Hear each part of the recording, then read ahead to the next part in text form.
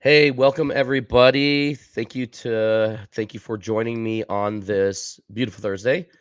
And I want to tell you that I had a special treat today. Normally, I am talking to different app founders, accounting firm owners about their story, their journey. And today, I got a special guest, Greg Strickland. He's CEO of Ignition, and he is the most recent CEO that was appointed to lead Ignition after the founder Guy Pearson. So I'm super excited today for this interview. So excited for us to learn more about Greg and what makes him tick and his hopes and dreams for Ignition. So Greg, thank you for coming on and welcome to a conversation with Michael, I guess is what I'm going to Yeah. call today. All right. Sounds great. Yeah. I appreciate it, Michael. It's good to get some time with you. Met you, I think, on our first week. I think my first week on the job in Las Vegas, which it seems like a common story from all of these that I've watched of you of AICPA in Vegas. So yeah, excited to do this. All Yeah, yours. super excited. Super excited. So, yeah, for for the people that are watching, Greg, it would be great to and hello Alex. Alex jumped on. Say hello all the way from the UK.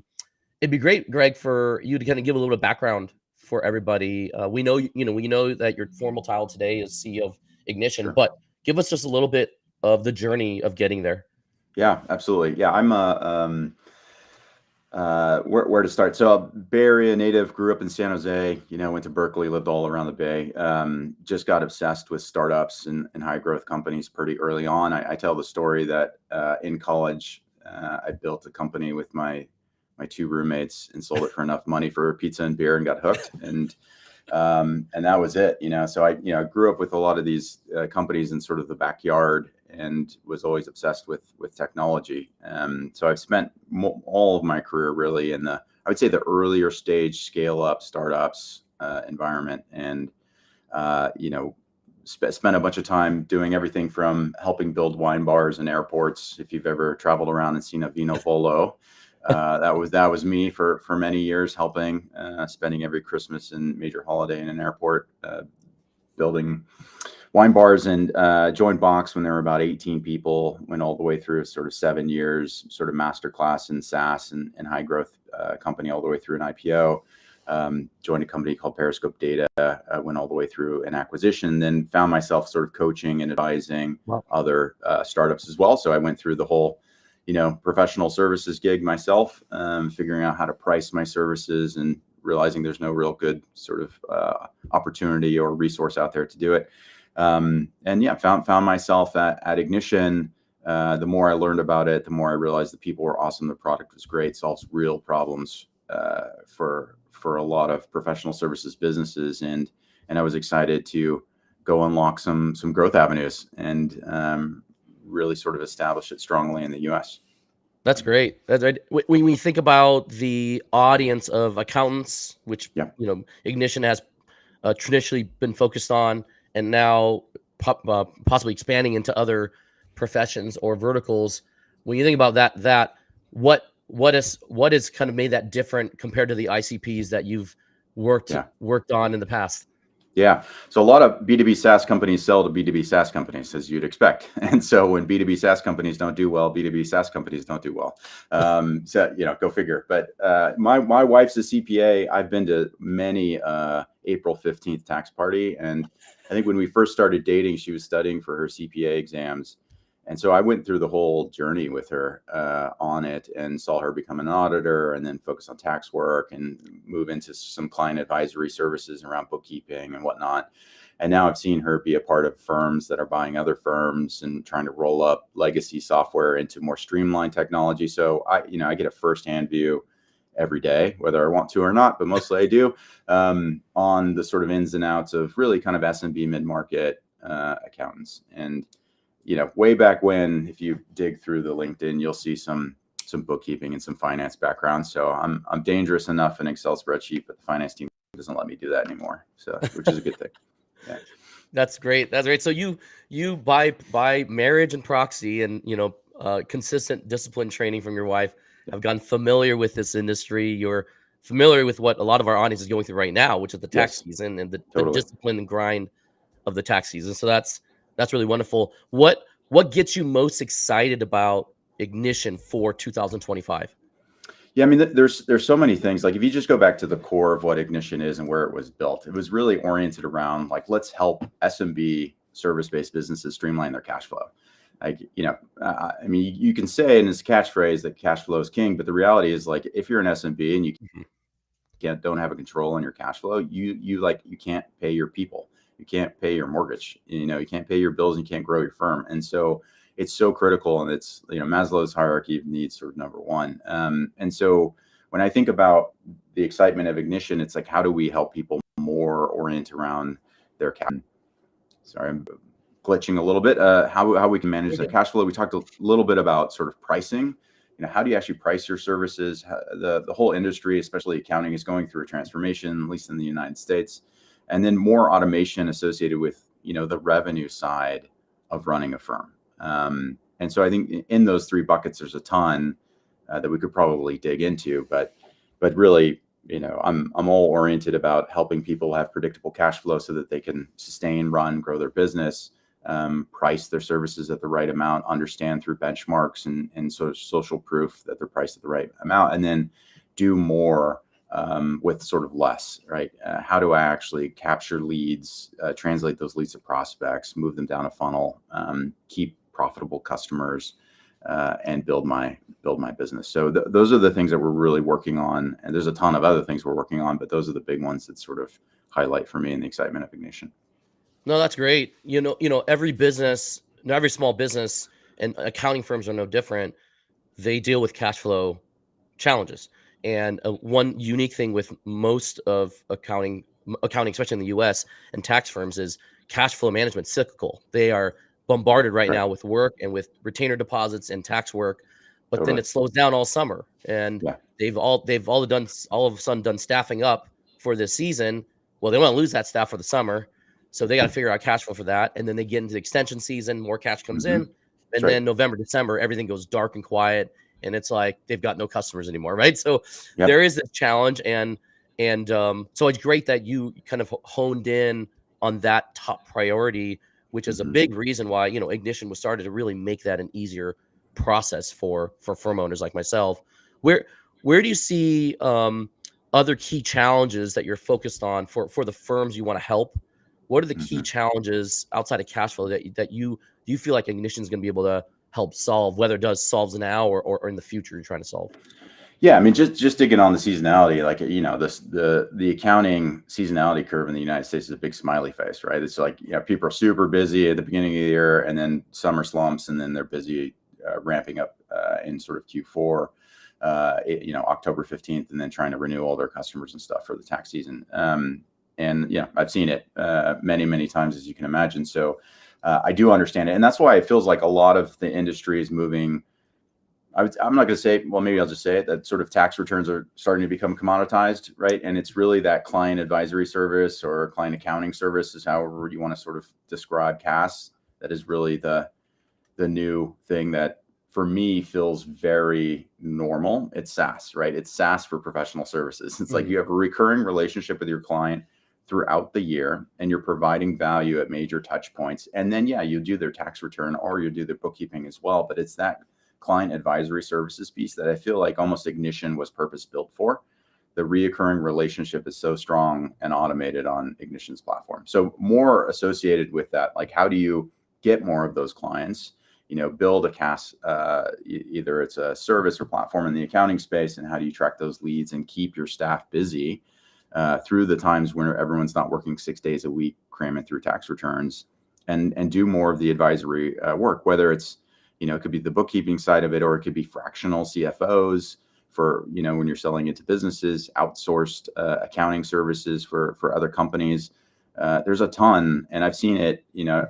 My wife's former firm started to build this, I would want to say maybe 10 years ago. And then they brought in a partner, and the partner ran the CAS business. And the CAS business started to expand outside of his own sort of domain and into other pieces of the business. So I think that, like, not investing in that, you're going to not be able to hone out your seasonality curve in the accounting industry, right? You have to. I think that's a huge challenge. CAS is and has been the fastest growing segment of the accounting industry. The service line is hot and it's growing very fast, and it's Mm-hmm. providing these unique opportunities for firms to play a even bigger role as advisors to their clients, instead of being just compliance Yeah, professionals, totally. or audit professionals that a lot of businesses see them as. And just full disclosure for those watching and listening, my firm Reconciled, we've been an Ignition customer since 2017. So we've used the product. I tell everybody it was a key partner differentiator for us, key tool for us to grow. And it really took out a lot of the manual work that I was doing in proposal process, in invoicing and collecting our customers' fees, and made me really focus and think about the recurring revenue nature that my Mm-hmm. business could become, just like a SaaS company, as you said, Greg. Yeah, Even though SaaS has been around for a long time and the whole sure. model, it's interesting that Ignition's been a part of really transforming and educating and convincing professionals, especially in the accounting field, that this is the model to go for Yeah, going forward, and not the old hourly model that has dominated the industry for a long time. absolutely. Um, yeah, what are your plans? I love this. This is a question I made up, but like, what is Ignition's plans for USA dominance? That Yeah, is something I think such, about. Is su- what's yeah. your plans for expansion and dominance here in the US? Yeah, such a U.S. phrasing of that. I don't know that, the dominance word. How are you going to, explode, accelerate, dominate the U.S. market? I think, one, I'm here. I'm in the Bay Area. I grew up in San Jose, lived in California. Worked at a bunch of tech companies here. So I'm naturally sort of gravitating and pulling some of that U.S. centric thinking, understanding the market intrinsically and very viscerally, as I mentioned. But we're doing investments here, right? We're hiring folks in the U.S. market, specifically with background that sort of empathize not just with the accounting space. Accounting is obviously our bullseye, will be our bullseye. We love accountants forever, but also all professional services. And when we think about product enhancements, when we think about go-to-market customer success, lots of investment coming in the U.S. market. I think the first piece is really just understand it, right? Ignition was started as an Aussie company, did incredibly well, but Australia is sort of living in the future, if you will. Just the way that they think about it, the recurring nature of the relationships that they have with clients. The U.S. accounting market is very sort of laggard still. It's very desktop. It's very paper oriented, manual. I mean, I watched my wife spend annually printing out engagement letters and mailing them out, which, hurt my soul. So yeah, we'll definitely try to sell her firm on Ignition, but they still do a lot of in-person. They still have a lot of manual documents that get dropped off. They get paper checks in the mail. There's a ton that is still evolving in the U.S. market, and we have to understand that intrinsically and then meet the market where they're at. And so a lot of our work right now is on integrations, making it easier for firm owners to integrate with Ignition, use the power of it, get to a first use, whether it's like, hey, I've got a bunch of invoices that aren't paid. Well, let us help you get paid on those first, because if it's 30, 45, 90-day outstanding, like that's painful for cash flow. Let's solve that problem. And then we'll get you to streamline your proposals, your engagement letters. We'll get you to track your leads and build your pipeline of new clients and renew them, et cetera. So we're trying to meet the market where it is in the US. It's very different than Australia. Yeah, it is surprising for a lot of people, and a lot of the software apps that come in and target the U.S. accounting market, to see how behind we are, how manual things are done Yes. compared to Australia or the UK or wherever, where a lot of these systems out there have been standardized across the country for professionals. That's not the case here. And the number one products that are used by many accountants still are desktop based tax That's right. products, right? Tax products that don't API into anything or integrate into anything. So it creates this very interesting challenge. But it's great to know that you've recognized that, and Ignition's recognized that, and goes, okay, well, how do we meet the customer where they're at? How do we meet the accountants where they're at, as we Yeah. see change occurring? Where do you see the accounting profession going at large? What direction are you seeing yourself, based on your experience around your wife, as well as what you've learned so far? Where do you see that going, especially in the U.S.? Yeah, I mean, I'll do my own sort of personal predictions. I've read all the articles that it's like the lowest sit rate for CPA exams in the United States in like 14 years. I think that reversed slightly, at least from like when you look at college enrollment in CPA programs, so that or accounting programs. I have a nephew who's sitting for a CPA exam, so it gives me a little bit of hope. But I do think the reality is, like tax returns are seen as they're a must have. I mean, we could go a whole deep session on why Americans have to do their own tax returns, but we probably shouldn't do that here. But that whole process of doing tax returns, like sprinting for 3 months, you get your W-2s and 1099s at the end of January, and then you've got whatever it is, 2.5 months to go sprint and hit a deadline, is wild. And I think the real answer there is the reoccurring relationship with clients that almost default create that, because you've been having these conversations all year. Maybe you've been doing the books, maybe you've been doing wealth management, financial planning associated with it, and it becomes more strategic. It's just like an outcome at the end of all these advisory conversations that are providing tremendous client value. So I think that's where it needs to head. I think, I lived through Box, and in 2008, 2009, where we're like, everything was go cloud, get off the desktop, move from on-prem into cloud. And I think we forget that there's whole industries that are still fundamentally on-prem, VPN'd into, desktop software type of stuff. I think that cloud evolution is still laggard in the accounting industry, but only will continue. And then my big question really is oriented around AI. You can't not live in the Bay Area or turn on any social media or read any article and not just be. I think there will be, these sort of leaps that happen where people leap over, call it a laptop. They go straight from like a desktop computer into mobile. Like that is a real thing that has happened in certain markets. I wonder if the accounting industry will leapfrog over sort of traditional workflow solutions and go straight into almost like AI powered agent view. So that, who knows? That could be true. That could not. I also think there's there's an age and retirement thing that's happening in U.S. accounting for sure. And I'm sure you've seen it. I've seen PE firms start to come in and do roll-ups of accounting firms. And they start to put in CEO level hierarchies with managing partners, and they bring in a ton of fresh technology to streamline the operations. I think that is going to only continue to accelerate as you get a lot of folks who are at the retirement age of running firms.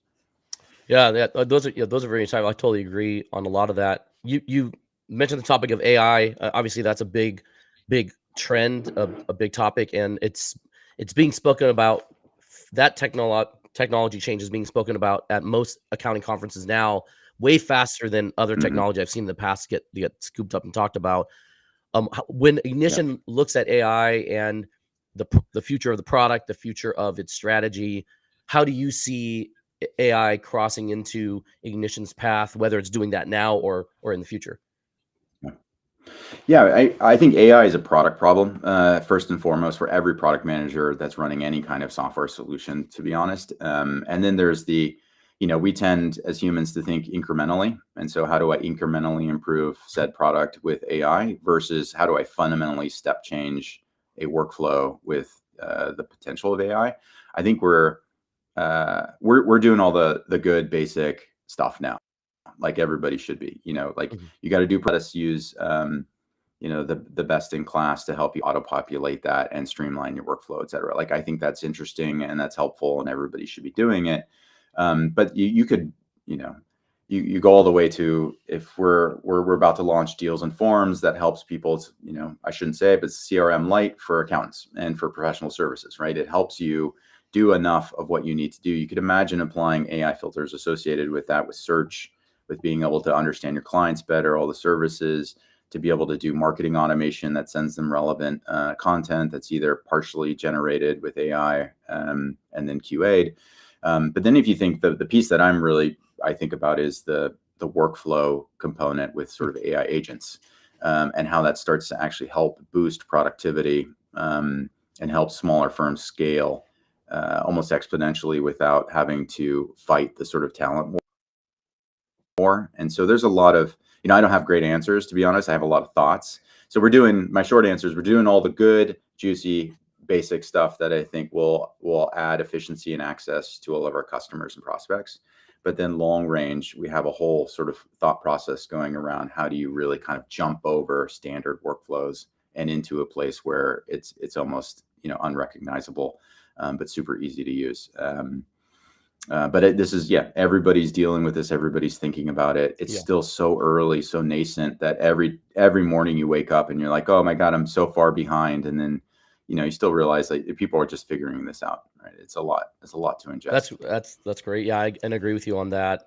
It's so early, so fresh, and the moment you feel like you got caught up, you're like 3 months behind again because because everything changes, Totally.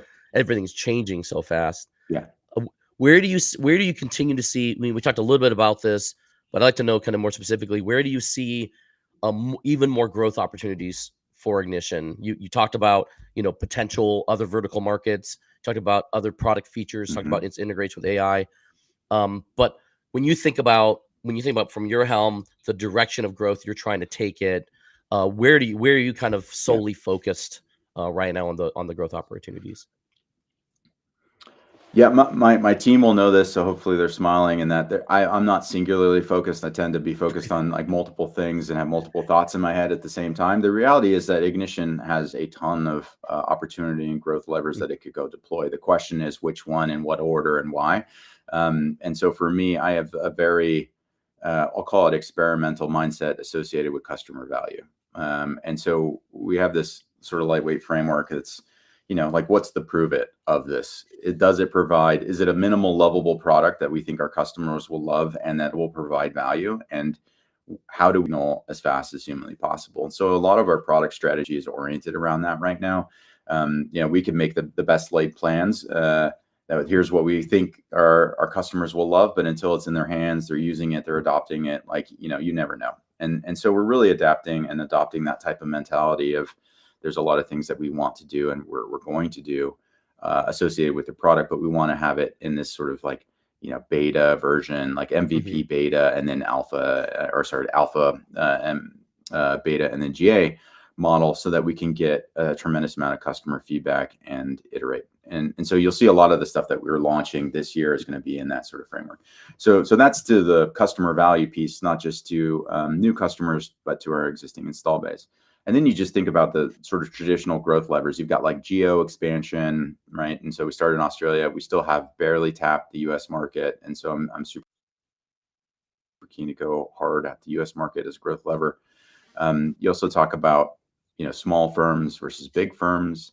Like, I think Ignition is a good fit for firms all sizes, to be honest. And so we just went and sprinted through a SOC 2 process. I think as of today or tomorrow we'll be SOC 2 type 1. But, you know, it's just, it's things that we are already operating with. You just need that sort of stamp of approval compliance piece that allows, you know, larger firms, multi-office firms to say, okay, Ignition's a good fit for us. And so when you think about growth levers, again, like larger firms being on the platform is a key piece for us. And so, yeah, I think it's additional product offerings. It's extending from, you know, proposals to payments into a platform that allows customers to do a tremendous amount more. It's geo, and it's really sort of that segment size.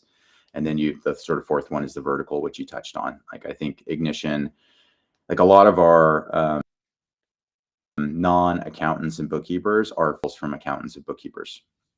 And so we think that that's a great avenue. We love our accountants. We want to champion them and hero them, but they also work with firms that struggle with cash collections, cash flow, automation of, you know, lead tracking, contracts, and payments. And so we want to help them as well.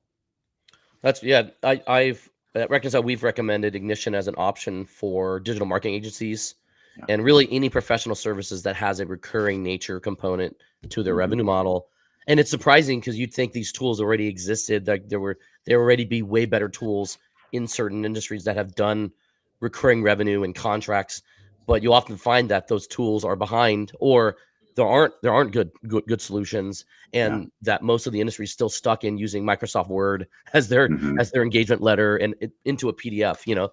So it's really great you're thinking about direction. Just to give a size for people to give perspective, if Ignition was able to penetrate the U.S. market the way you have Australian market, how much bigger in size is the U.S. market opportunity for Ignition? Yeah, I mean, the easy answer is the Right. 10x, right?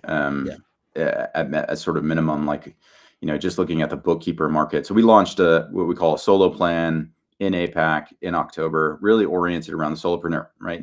I've been it. I have a number of friends. We know a tremendous portion of the bookkeeper market is solopreneurs, and helping them streamline their cash flow, their contract piece, but also like, let's give them some more robustness on the platform at the right price point, right? And so we've seen a lot of uptake. We've seen a really healthy increase in our conversion rate, and we're trying to get as many solopreneurs on the platform as well. Like, that opportunity of solopreneurs in the US market is probably 20 to 30x what it is in Australia. And that, you can do the same math with accounting firms. You can do the same math with business consulting or coaching or IT services, et cetera. Yeah, yeah, it's a very, it's a large market, and all these other professions and industry verticals. Definitely, there's big opportunities, which is awesome. Well, this has been really, really great, Greg. Just having you on, learning more about you, learning more about Ignition. What's the best way for people to connect with you if they want to follow you or connect with you, or and and follow your journey as well, leading Ignition? What's the best way to do that? Yeah, I'm terrible on most social media other than LinkedIn, so absolutely would love to connect on LinkedIn. I'm sure I will be making the circuit this year. I know that my events and my travel calendar Yeah. is pretty booked, so I'm excited to meet people in person at a tremendous amount of the events. I'm also getting closer, tied in with our ambassador program, and would love to be, more involved and associated with that. But yeah, I would say, if you're asking for a social media handle, it's definitely LinkedIn is probably the best one. Yeah. That's great. Well, Greg, this has been awesome, and everybody watching, yeah, reach out to Greg. If you want to check out Ignition, I put a little referral link inside the chat for on LinkedIn. So feel free to use that, and you'll get a great discount on the product and a trial for it. So, but this has been awesome, and we're looking forward. I'm looking forward to seeing where Ignition goes. It's been an integral part of Reconciled's growth, and I think will continue to be, as it's one of those. I can't run my firm effectively without it kind of tools. Awesome. And looking forward to seeing your continued growth here in the U.S. And but happy to have you on. Thank you so much for this time. Yeah, thanks, Michael. Appreciate it, and I'll see you in Vegas in June.